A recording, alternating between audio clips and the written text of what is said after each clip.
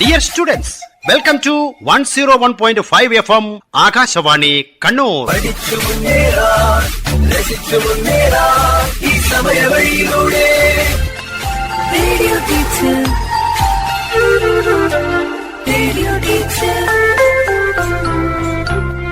ആശയം ആവിഷ്കാരം PV Prashant Kumar. Dear students, 2024 മാർച്ചിൽ SSLC പരീക്ഷ എഴുതുന്ന എല്ലാ കുട്ടികൾക്കും വിജയാശംസകൾ. ഉയർന്ന മാർക്കിലേക്ക് ആകാശവാണിയുടെ ഒരു വഴികാട്ടിയാണ് രാത്രി 8 മണിക്കുള്ള റേഡിയോ ടീച്ചർ പ്രക്ഷേപണ പരമ്പര. ശ്രദ്ധയോടെ കേട്ട് പഠിക്കുക. Okay, let us start.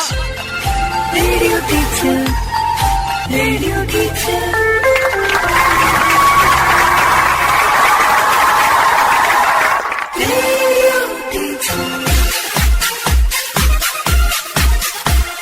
ഇതാ ക്വിസ് മാസ്റ്ററായ ടീച്ചർ സ്വയം പരിചയപ്പെടുത്തുന്നു.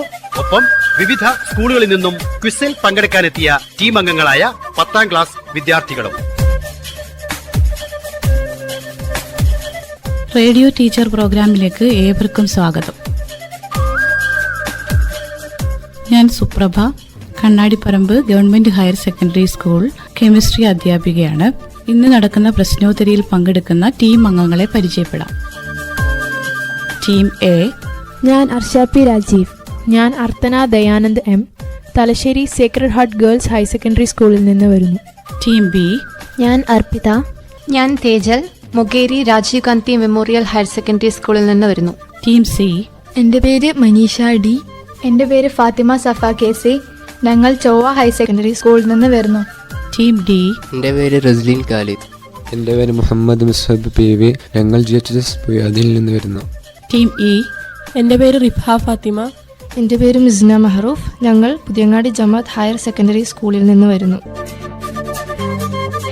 രസതന്ത്രം പാഠപുസ്തകത്തിലെ 1 മുതൽ 6 വരെ അധ്യായങ്ങൾ ഉൾപ്പെടുത്തിയ പ്രശ്നോത്തരി നിങ്ങൾ കേട്ടുകഴിഞ്ഞു. ഇന്ന് 7ാം അധ്യായവും 1 മുതൽ 6 വരെ അധ്യായങ്ങളിലെ പ്രധാന ചോദ്യങ്ങളും ഉൾപ്പെടുത്തിക്കൊണ്ടുള്ള പ്രശ്നോത്തരിയാണ് നടക്കുന്നത്. ഈ പ്രശ്നോത്തരി 4 റൗണ്ടുകളായാണ് ക്രമീകരിച്ചിരിക്കുന്നത്. ഓരോ റൗണ്ടിലും 10 ചോദ്യങ്ങൾ ഉൾപ്പെടുത്തിയിട്ടുണ്ട്. ഒരു ചോദ്യത്തിന് 5 മാർക്കാണ്.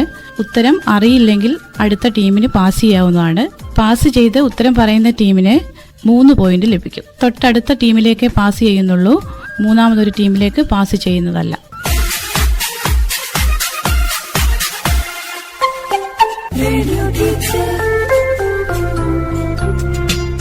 പ്രശ്നോത്തരിയുടെ 3ാമത്തെ റൗണ്ടിലേക്ക് കടക്കുകയാണ്.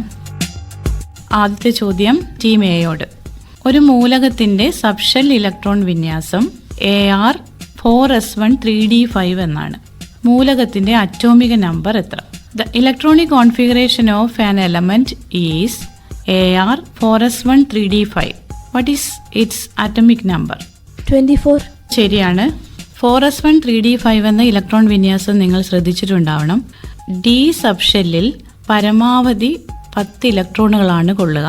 ഈ ഇലക്ട്രോൺ വിന്യാസത്തിന്റെ സവിശേഷത 3D സബ്ഷെല്ലിൽ 5 ഇലക്ട്രോണുകൾ വന്നാൽ പകുതി നിറഞ്ഞ അവസ്ഥയെന്ന് പറയും. പകുതി നിറഞ്ഞ അവസ്ഥയിൽ മൂലകത്തിന് സ്ഥിരത കൂടുതലായിരിക്കും. 4sൽ നിന്ന് 1 ഇലക്ട്രോൺ 3Dയിലേക്ക് കൊടുത്ത് ആറ്റം സ്ഥിരത കൈവരിക്കുന്നു. ഉത്തരം ശരിയാണ്. ടീം എക്ക് 5 പോയിന്റ്. അടുത്ത ചോദ്യം ടീം ബിയോടാണ്.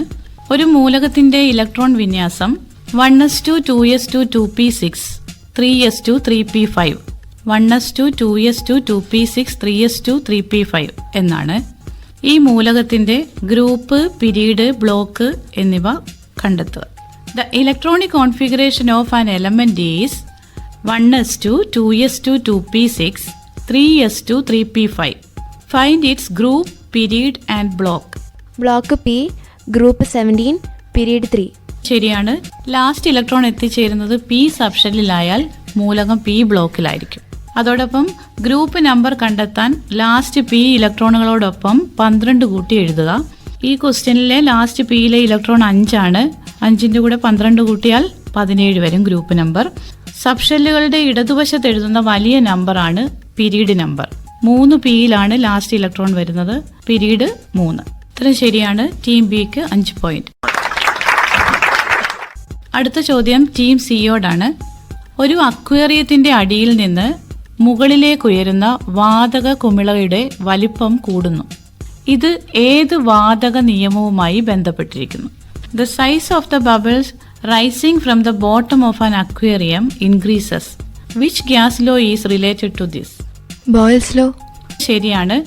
അക്വേറിയത്തിന്റെ അടിയിൽ മർദ്ദം അഥവാ പ്രഷർ വളരെ കൂടുതലാണ്. അതുകൊണ്ട് കുമിള ചുരുങ്ങിയിരിക്കും. മുകളിലേക്ക് ഉയരും തോറും മർദ്ദം കുറയുന്നു, വ്യാപ്തം കൂടുന്നു. ബോയിൽ നിയമവുമായിട്ട് ബന്ധപ്പെട്ട ഒരു ഉദാഹരണമാണ് ഇത്. ബോയിൽ നിയമത്തിന്റെ equation V is proportional to 1/p. ഇത്തരം ശരിയാണ്. ടീം സിക്ക് 5 പോയിന്റ്. അടുത്ത ചോദ്യം ടീം ഡിയോടാണ്. ഡി ബ്ലോക്ക് മൂലകങ്ങളുടെ ഒരു സവിശേഷത പറയാം. State 1 characteristics of D block elements. All are metals. ഉത്തരം ശരിയാണ്. ഡി ബ്ലോക്ക് മൂലകങ്ങളുടെ സവിശേഷതകൾ അവ നിറമുള്ള സംയുക്തങ്ങൾ ഉണ്ടാക്കുന്നു, അതുപോലെ തന്നെ വ്യത്യസ്ത ഓക്സീകരണാവസ്ഥ കാണിക്കുന്നു. വ്യത്യസ്ത ഓക്സീകരണാവസ്ഥ കാണിക്കാനുള്ള കാരണം അവയുടെ 4sലെ ഇലക്ട്രോണുകളോടൊപ്പം 3Dയിലെ ഇലക്ട്രോണുകൾ കൂടി രാസപ്രവർത്തനത്തിൽ പങ്കെടുക്കുന്നതാണ്. ടീം ഡിക്ക് 5 പോയിന്റ്. അടുത്ത ചോദ്യം ടീം ഇയോടാണ്. സ്ഥിര താപനിലയിലും മർദ്ദത്തിലും തന്മാത്രകളുടെ എണ്ണം കൂടുമ്പോൾ വ്യാപ്തം കൂടുന്നു. ഇത് ഏത് വാതക നിയമവുമായി ബന്ധപ്പെട്ടിരിക്കുന്നു? At constant temperature and pressure volume of gas increases when the number of molecules increases. Which gas law is related to this? Avogadro's law. ഉത്തരം ശരിയാണ്. തന്മാത്രകളുടെ എണ്ണം കൂടുമ്പോൾ വ്യാപ്തം കൂടുന്നു. ഇത് അവഗാഡ്രോ നിയമം എന്ന് അറിയപ്പെടുന്നു. ഉദാഹരണമായിട്ട് ബലൂണിൽ വായു നിറയ്ക്കുമ്പോൾ അതിന്റെ വ്യാപ്തം കൂടും, വായു കുറയ്ക്കുമ്പോൾ അതിന്റെ വ്യാപ്തം കുറയുന്നു. അതായത് തന്മാത്രകളുടെ എണ്ണം കൂടുമ്പോൾ വ്യാപ്തം കൂടുന്നു. ടീം ഇക്ക് 5 പോയിന്റ്. അടുത്ത ചോദ്യം ടീം ഇയോട്. NH3 വാതകത്തിന്റെ മോളിക്കുലാർ മാസ് 17 ആണ്. 34 ഗ്രാം അമോണിയ വാതകത്തിന്റെ STPയിലെ വ്യാപ്തം എത്രയാണ്? Molecular mass of NH3 gas is 17. What is the volume of 34 gram of NH3 gas at STP? 44.8. ഉത്തരം ശരിയാണ്. ഒരു തന്മാത്രയുടെ ഭാരമാണ് തന്മാത്രാ ഭാരം അഥവാ മോളിക്കുലാർ മാസ്. മോളിക്കുലാർ മാസ് ഗ്രാമിൽ പ്രസ്താവിക്കുന്നതാണ് gram molecular mass. 1 gram molecular mass പദാർത്ഥത്തിൽ അവഗാഡ്രോ നമ്പർ എണ്ണം തന്മാത്രകൾ ഉണ്ടായിരിക്കും. അതായത് 1 ഗ്രാം മോളിക്കുലാർ മാസിനെ നമ്മൾ പറയുന്നത് 1 മോൾ എന്നാണ്. മോൾ എണ്ണം കാണാനായിട്ട് നമുക്കൊരു വാക്യമുണ്ട്. തന്നിരിക്കുന്ന mass divided by gram molecular mass. ഇവിടെ 34 ഗ്രാം ആണ് തന്നിരിക്കുന്ന മാസ്. അതിനെ 17 കൊണ്ട് ഡിവൈഡ് ചെയ്താൽ 2 മോൾ കിട്ടും. 1 മോൾ വാതകത്തിന്റെ STPയിലെ വ്യാപ്തം എന്ന് പറയുന്നത് 22.4 ലിറ്റർ ആണ്. അപ്പോൾ 2 മോളിന്റെ വ്യാപ്തം 2 ഗുണം 22.4 ലിറ്റർ ആണ്, 44.8 ലിറ്റർ. ടീം ഇക്ക് 5 പോയിന്റ്. അടുത്ത ചോദ്യം ടീം ഡിയോടാണ്. Lead, magnesium, zinc, iron, copper എന്നീ ലോഹങ്ങളിൽ നേർപ്പിച്ച ഹൈഡ്രോക്ലോറിക് ആസിഡുമായി വളരെ വേഗത്തിൽ പ്രവർത്തിക്കുന്ന ലോഹം ഏത്? From these metals lead, magnesium, zinc, iron, copper, which one is highly reacts with dilute HCl? Magnesium. ഉത്തരം ശരിയാണ്. ഇതിൽ ആസിഡുമായുള്ള രാസപ്രവർത്തന ശേഷി കുറഞ്ഞു വരുന്ന ക്രമം magnesium, zinc, iron, lead, copper എന്നാണ്. ലോഹങ്ങളെ അവയുടെ രാസപ്രവർത്തന ശേഷിയുടെ അവരോഹണ ക്രമത്തിൽ എന്ന് പറഞ്ഞാൽ കൂടിയതിൽ നിന്ന് കുറഞ്ഞതിലേക്ക് എഴുതിയിരിക്കുന്ന പട്ടികയാണ് ക്രിയാശീല ശ്രേണി. The series obtained by arranging metals in the descending order of their reactivity is called reactivity series. Team ഡിക്ക് 5 പോയിന്റ്. അടുത്ത ചോദ്യം ടീം സിയോട്. കോപ്പർ സൾഫേറ്റ് ലായനിയിൽ സിങ്ക് ദണ്ട് മുക്കി വെക്കുമ്പോൾ ഏത് ലോഹമാണ് ആദേശം ചെയ്യപ്പെട്ടത്? When zinc rod is dipped in copper sulfate solution, which metal is replaced? Copper. ഉത്തരം ശരിയാണ്. ഇത് ആദേശ രാസപ്രവർത്തനം അല്ലെങ്കിൽ ഡിസ്പ്ലേസ്മെന്റ് റിയാക്ഷൻ എന്നാണ് അറിയപ്പെടുന്നത്. കോപ്പർ സൾഫേറ്റ് ലായനിയിൽ സിങ്ക് ദണ്ട് മുക്കി വെക്കുമ്പോൾ സിങ്ക് 2 ഇലക്ട്രോണുകൾ വിട്ടുകൊടുത്ത് സിങ്ക് 2+ അയോണായി ലായനിയിലേക്ക് ഇറങ്ങുന്നു. അതുപോലെ തന്നെ ലായനിയിലുള്ള കോപ്പർ 2+ അയോണുകൾ 2 ഇലക്ട്രോൺ സ്വീകരിച്ച് കോപ്പർ ആറ്റമായി സിങ്ക് ദണ്ടിന് മുകളിൽ ഡെപ്പോസിറ്റ് ചെയ്യുന്നു. അപ്പോൾ ലായനിയിലുള്ള കോപ്പർ 2+ അയോണുകൾ നഷ്ടപ്പെടുമ്പോൾ കോപ്പർ സൾഫേറ്റ് ലായനിയുടെ നീല നിറം മങ്ങുന്നു. ടീം സിക്ക് 5 പോയിന്റ്. അടുത്ത ചോദ്യം ടീം ബിയോടാണ്. സിങ്ക് കോപ്പർ ഗാൽവനിക് സെല്ലിലെ കാഥോഡായി പ്രവർത്തിക്കുന്ന ലോഹം ഏത്? Which metal acts as cathode in zinc copper galvanic cell? Zinc. ഉത്തരം തെറ്റാണ്. ചോദ്യം ടീം എക്ക് പാസ് ചെയ്യുന്നു. കോപ്പർ. കോപ്പർ ശരി ഉത്തരമാണ്. ക്രിയാശീല ശ്രേണിയുടെ വ്യത്യാസം പ്രയോജനപ്പെടുത്തി വൈദ്യുതി നിർമ്മിക്കുന്ന ഉപകരണമാണ് ഗാൽവനിക് സെൽ. ടോർച്ച് സെൽ ഒരു ഗാൽവനിക് സെല്ലാണ്. Zinc copper galvanic cell zinc ആനോഡും കോപ്പർ കാഥോഡുമായി പ്രവർത്തിക്കുന്നു. സിങ്ക് തകിട് സിങ്ക് സൾഫേറ്റ് ലായനിയിൽ മുക്കിവെക്കുന്നു. കോപ്പർ തകിട് കോപ്പർ സൾഫേറ്റ് ലായനിയിൽ മുക്കിവെക്കുന്നു. സിങ്ക് തകിടും കോപ്പർ തകിടും വോൾട്ട് മീറ്ററുമായി ഘടിപ്പിക്കുന്നു. 2 ലായനികളും ബന്ധിപ്പിക്കുന്ന തരത്തിൽ സോൾട്ട് ബ്രിഡ്ജ് വെക്കുന്നു. ഇതാണ് ഗാൽവനിക് സെല്ലിന്റെ അറേഞ്ച്മെന്റ്. ഇലക്ട്രോൺ വിട്ടുകൊടുക്കുന്ന ഇലക്ട്രോഡ് ആനോഡാണ്. ഇലക്ട്രോൺ സ്വീകരിക്കുന്ന ഇലക്ട്രോഡ് കാഥോഡ്. സിങ്കിൽ നിന്നും കോപ്പറിലേക്ക് വൈദ്യുതി പ്രവഹിക്കുന്നു. ടീം എ പറഞ്ഞ ഉത്തരം ശരിയാണ്. പാസ് ചെയ്ത ചോദ്യമായതുകൊണ്ട് അവർക്ക് 3 പോയിന്റാണ് ലഭിക്കുന്നത്. അടുത്ത ചോദ്യം ടീം എയോടാണ്. വൈദ്യുത വിശ്ലേഷണ സെല്ലിലെ ഊർജ്ജമാറ്റം ഏത്? What is the energy change in electrolytic cell? Electrical energy converted to chemical energy. ഉത്തരം ശരിയാണ്.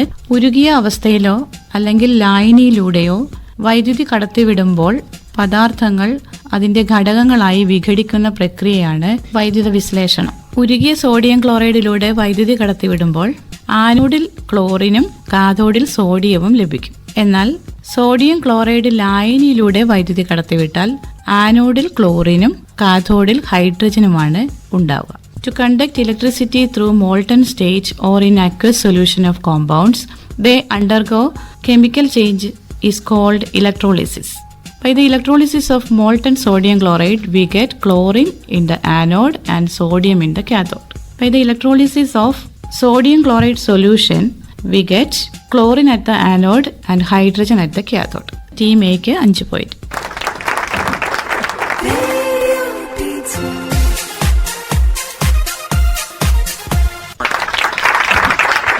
മൂന്ന് റൗണ്ടുകൾ പൂർത്തിയായിരിക്കുകയാണ്. ഈ റൗണ്ടിൽ ഓരോ ടീമിനും ലഭിച്ച മാർക്കുകൾ: team A 13, team B 5 mark, team C 10, team D 10, team E 10 mark.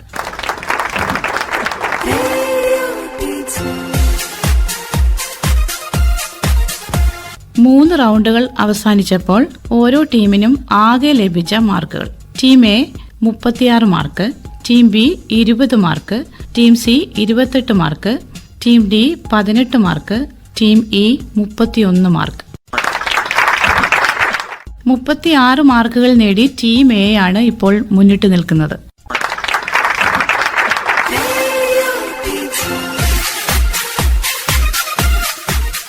SSLC പാഠങ്ങൾ ഉൾക്കൊള്ളിച്ച പ്രതിദിന പ്രശ്നോത്തരി തുടരുന്നു. Radio teacher.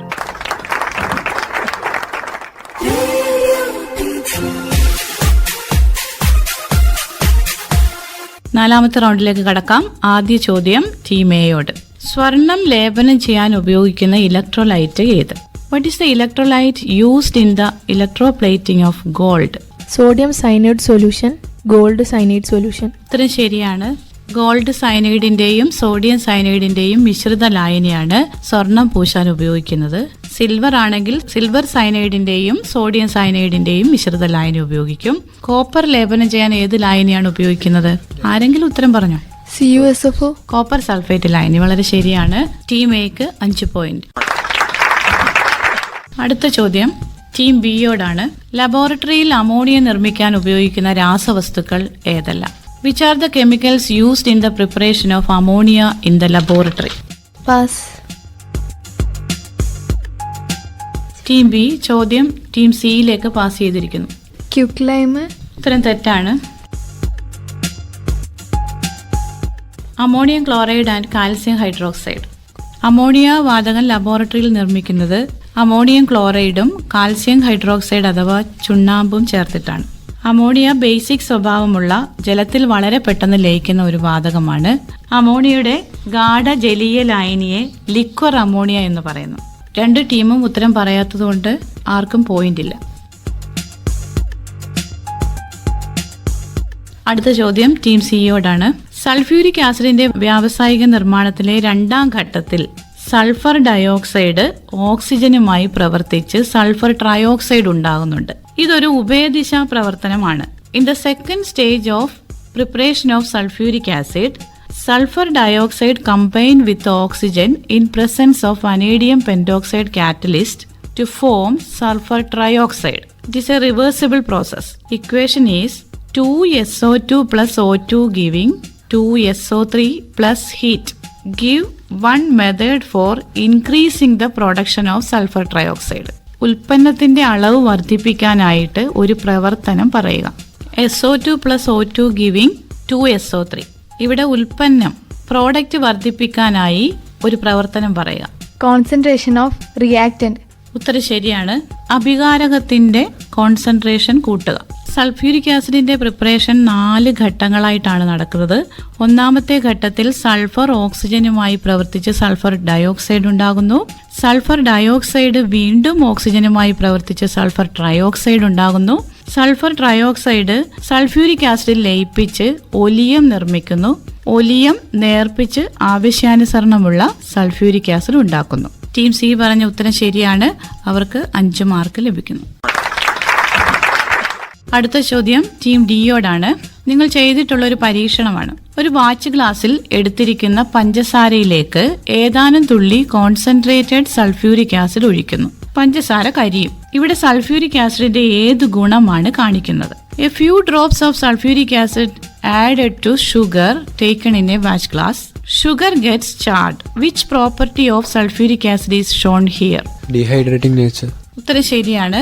സൾഫ്യൂരിക് ആസിഡിന്റെ പ്രധാനപ്പെട്ട ഒരു ഗുണമാണ് ഡീഹൈഡ്രേറ്റിംഗ് നേച്ചർ അഥവാ നിർജ്ജലീകരണ ഗുണം. ഒരു പദാർത്ഥത്തിന്റെ തന്മാത്രയിൽ രാസപരമായി ചേർന്നിട്ടുള്ള ജലാംശത്തെ ആഗിരണം ചെയ്യുന്ന സ്വഭാവമാണ് നിർജ്ജലീകരണം. രണ്ടാമത്തെ സ്വഭാവം ശോഷകാരക ഗുണമാണ്. ഒരു പദാർത്ഥത്തിനോടൊപ്പമുള്ള ജലാംശത്തെ വലിച്ചെടുക്കുന്ന സ്വഭാവമാണ് ശോഷകാരക സ്വഭാവം. ടീം ഡിക്ക് 5 പോയിന്റ്. അടുത്ത ചോദ്യം ടീം ഇയോടാണ്.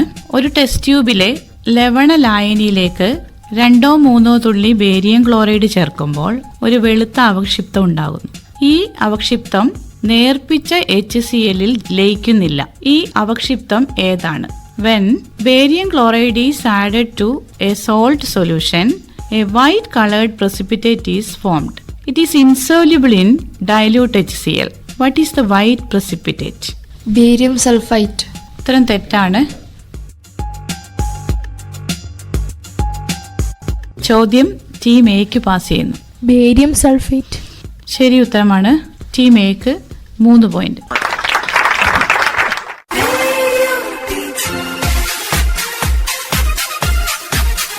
അടുത്ത ചോദ്യം ടീം ഇയോടാണ്. C3H6 എന്ന സംയുക്തത്തിന്റെ തൊട്ടടുത്ത ഹോമലോഗ് ഏതാണ്? What is the next homologue of C3H6? C4H8. ഉത്തരം ശരിയാണ്. ആൽക്കൈൻ, ആൽക്കീൻ, ആൽക്കൈൻ ഇവയെല്ലാം ഓരോ ഫാമിലിയാണ്. ഒരു ഫാമിലി ഒരു ഹോമലോഗ് എന്ന് നമ്മൾ പറയും. ഹോമലോഗ് ആകണമെങ്കിൽ അടുത്തടുത്ത അംഗങ്ങൾ തമ്മിൽ തന്മാത്രാവാക്യത്തിൽ CH2 ഡിഫറൻസ് ഉണ്ടായിരിക്കണം. അതുപോലെ തന്നെ പൊതുവാക്യം ഉപയോഗിച്ച് ഇവയെ സൂചിപ്പിക്കാൻ കഴിയണം. രാസ സ്വഭാവത്തിൽ സാദൃശ്യം കാണിക്കണം. ഇത് ആൽക്കീൻ ആണ്. C4H8 ആൽക്കീൻ ഫാമിലി ഒരു ഹോമലോഗാണ്. C3H6 നിന്ന് ഒരു കാർബൺ കൂട്ടുക, 2 ഹൈഡ്രജൻ കൂട്ടുക, അപ്പോൾ അടുത്ത ഹോമലോഗ് കിട്ടും. ടീം ഇക്ക് 5 പോയിന്റ്. അടുത്ത ചോദ്യം ടീം ഡിയോടാണ്. ഒരു ഹൈഡ്രോ കാർബണിലെ പ്രധാന ചെയിനിൽ 5 കാർബൺ ആറ്റങ്ങൾ ഉണ്ട്. രണ്ടാമത്തെ കാർബണിൽ ഒരു CH3 ഗ്രൂപ്പ് ശാഖയായി ഉണ്ട്. ഈ സംയുക്തത്തിന്റെ IUPAC നാമം എന്ത്? A hydrocarbon has 5 atoms in its main chain. A CH3 group is present as branch in the second carbon atom. What is the IUPAC name of the compound? 2-methyl pentane. ഉത്തരം ശരിയാണ്. ഒരു hydro കാർബണിനെ നാമകരണം ചെയ്യുമ്പോൾ ആദ്യം അതിന്റെ main chain അല്ലെങ്കിൽ പ്രധാന chain കണ്ടെത്തണം. അതിനുശേഷം ശാഖകൾ ഉണ്ടോ എന്ന് നോക്കുക. ശാഖകൾ ഉണ്ടെങ്കിൽ ശാഖകൾക്ക് കുറഞ്ഞ നമ്പർ വരുന്ന രീതിയിൽ കാർബണിന് നമ്പർ കൊടുക്കുക. അതിനുശേഷം ശാഖയുടെ സ്ഥാനസംഖ്യ, ശാഖയുടെ പേര്, മെയിൻ ചെയിനിന്റെ പേര്, ഇങ്ങനെയാണ് പേര് കൊടുക്കുന്നത്. ടീം ഡി പറഞ്ഞ ഉത്തരം ശരിയാണ്. അവർക്ക് 5 പോയിന്റ് ലഭിച്ചിട്ടുണ്ട്. അടുത്ത ചോദ്യം ടീം സിയോടാണ്. C4H8 എന്ന ഹൈഡ്രോ കാർബണിന്റെ ഘടനാവാക്യം CH2 ദിബന്ധനം CH2CH3 എന്നാണ്. ഈ സംയുക്തത്തിന്റെ IUPAC നാമം പറയുക. Structural formula of hydro carbon C4H8 is CH2 double bond CH2CH3. What is the IUPAC name of this compound? Butene. Team C ഈ ചോദ്യത്തിനുള്ള ഉത്തരം നൽകിയിട്ടില്ല. ടീം ബിയിലേക്ക് പാസ് ചെയ്യുന്നു. 2-ethyl butene. ഉത്തരം തെറ്റാണ്. ടീം ബിയും ഈ ചോദ്യത്തിന് ഉത്തരം നൽകിയിട്ടില്ല. മറ്റേതെങ്കിലും ടീമിന് അറിയാമെങ്കിൽ ഉത്തരം പറയാവുന്നതാണ്. ബ്യൂട്ട് 1-ene. ബ്യൂട്ട് 1-ene. C4H8 എന്ന് പറയുന്നത് 4 കാർബണാറ്റമുള്ള സംയുക്തമാണ്. അതിന്റെ ഒന്നാമത്തെ കാർബണിൽ ഒരു ഡബിൾ ബോണ്ട് വന്നിട്ടുണ്ട്. അപ്പോൾ ബ്യൂട്ട് 4 കാർബണാറ്റം ഉള്ളത് കൊണ്ട് ബ്യൂട്ട് എന്നാണ് അതിന്റെ വേർഡ് റൂട്ട് വരുന്നത്. ഹൈഫൻ ഡബിൾ ബോണ്ടിന്റെ സ്ഥാനം 1, ഹൈഫൻ ഡബിൾ ബോണ്ട് ആയതുകൊണ്ട് ഇത് ആൽക്കീൻ വിഭാഗത്തിൽ പെടും. അതുകൊണ്ട് ഈൻ എന്ന് ചേർത്തിട്ട് എഴുതണം. അതുകൊണ്ട് ഉത്തരം ബ്യൂട്ട് 1-ene. ഈ ചോദ്യത്തിന്റെ പോയിന്റ് ക്വിസ് മാസ്റ്റർക്ക്. അടുത്ത ചോദ്യം ടീം ബിയോടാണ്. ബെൻസീനിന്റെ തന്മാത്രാവാക്യം എന്ത്? What is the molecular formula of benzene? Team B ചോദ്യം ടീം എയിലേക്ക് പാസ് ചെയ്തിരിക്കുന്നു. C6H6. ഇത്ര ശരിയാണ്. 2 തരം വലയ സംയുക്തങ്ങളുണ്ട്. ഒന്ന് അലിസൈക്ലിക് കോമ്പൗണ്ട്സും രണ്ടാമത്തേത് അരോമാറ്റിക് കോമ്പൗണ്ട്സും. ബെൻസീൻ എന്ന് പറയുന്നത് ഒരു അരോമാറ്റിക് കോമ്പൗണ്ട് ആണ്. ഇതിന്റെ തന്മാത്രാവാക്യം C6H6 എന്നാണ്. ടീം എക്ക് 3 പോയിന്റ്. ഇന്നത്തെ പ്രശ്നോത്തരിയിലെ അവസാന ചോദ്യമാണ് ടീം എയോട്. CH3CH2OCH3 CH3CH2CH2OH 2 കോമ്പൗണ്ട്സ് ആണ്. ഒന്നാമത്തേത് CH3CH2OCH3, രണ്ടാമത്തേത് CH3CH2CH2OH. ഒന്നാമത്തേതിന്റെ പേര് മീതോക്സി ഈതെയിൻ, രണ്ടാമത്തേത് പ്രൊപ്പൻ 1-ol. ഇവ ഏത് തരം ഐസോമറുകളാണ്? Which type of isomers are these? Functional ഐസോമർസും. വളരെ ശരിയാണ്.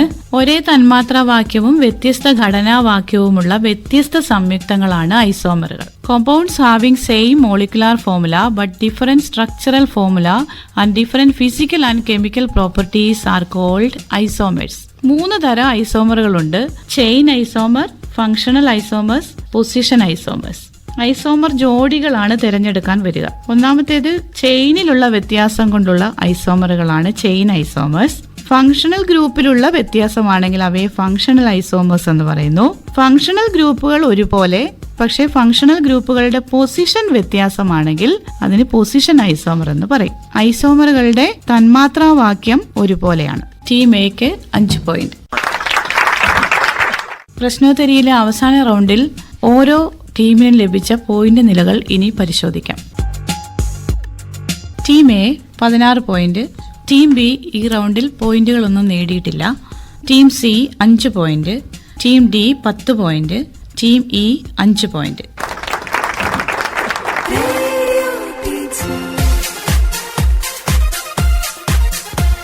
നാല് റൗണ്ടുകളിലായി നടന്ന ഇന്നത്തെ പ്രശ്നോത്തരിയിൽ ഓരോ ടീമിനും ലഭിച്ച ടോട്ടൽ മാർക്ക് ഇനി പറയും വിധമാണ്. Team A sacred heart girls higher secondary school Thalassery 52 mark. Team B Rajiv Gandhi memorial higher secondary school Mokeri 20 mark. Team C Chovva higher secondary school 33 mark. Team D GHSS Puzhathi 28 mark. Team E Puthiyangadi Jamaath higher secondary school Madayi 36 mark.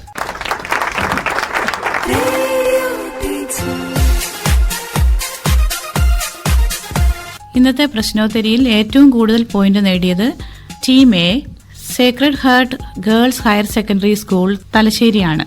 Team അംഗങ്ങൾ Arthana Dayanand, അർഷ്യ P Rajeev. 52 പോയിന്റാണ് team A ഇതുവരെ നേടിയിരിക്കുന്നത്. അഭിനന്ദനങ്ങൾ. രണ്ടാം സ്ഥാനത്ത് team E ആണ്.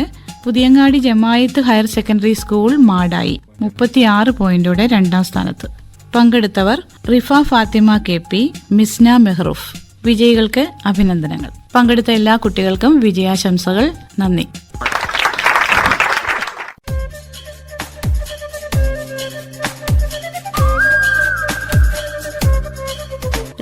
Teacher. നാളെ ഇതേ സമയം ജിയോഗ്രഫി പ്രശ്നോത്തരി കേൾക്കാം.